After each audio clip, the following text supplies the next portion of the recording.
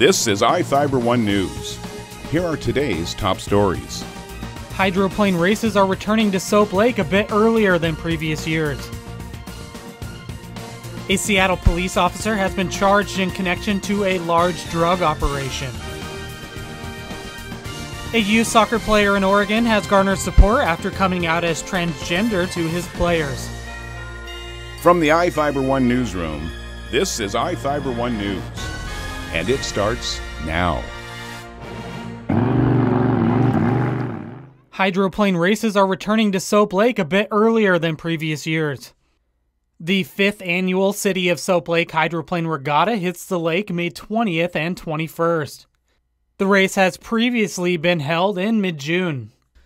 About 30 boats are expected to compete Saturday and Sunday on the 1 2/3 mile course, from vintage boats and junior classes to the inboard hydroplanes that can reach speeds well over 100 miles an hour.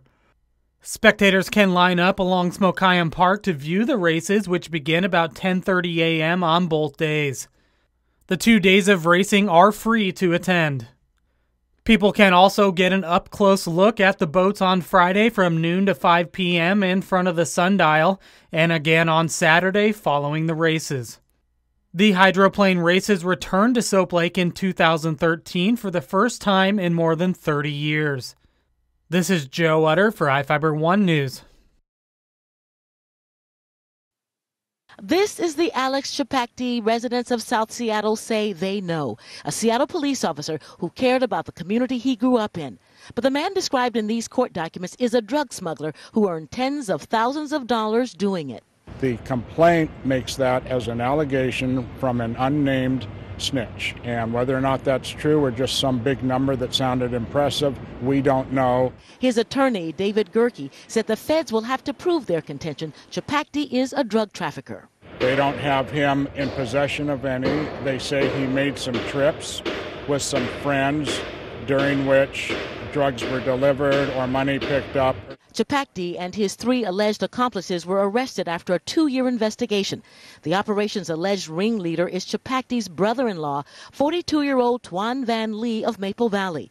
Also arrested was 32-year-old Phi Nguyen and 38-year-old Samith Kanpong Pan, both from Seattle.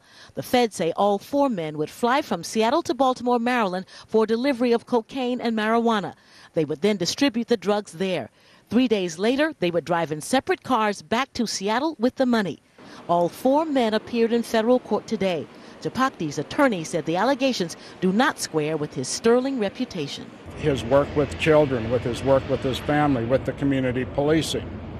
Was he just on a fun trip with the guys, or was he a criminal? Nope, just dribbling. In the sports world, rules define the game.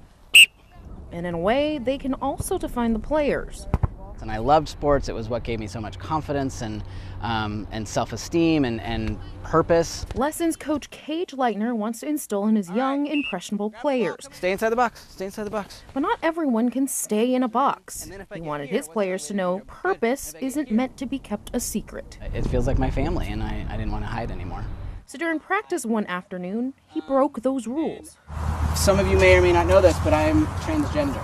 That video garnered more than 50,000 views in less than a week, and his players don't seem fazed. There's been comments from the kids of like, this is really cool. Glad you did that. Let's go play soccer. Compassion, he says, lacked while growing up. He was born a girl, but he says he never felt or stereotypically played like one. I was bullied and picked on a lot as a kid. I was treated terribly as a kid because I just looked different. I didn't look like all the other girls. He says the anxiety of conforming to gender norms put him over the edge. So in his late 20s, he decided to transition. I'm such a happier, more relaxed, confident, less anxious person. I feel like I can be more successful in the world because I'm just able to live. Now he can live life authentically, both on and off the practice fields. At the end of the day, they just see me as their coach, and that's great. This is iFIBER 1 News. For more information on these stories and other news, visit us online at iFiber1.com or check us out on Facebook.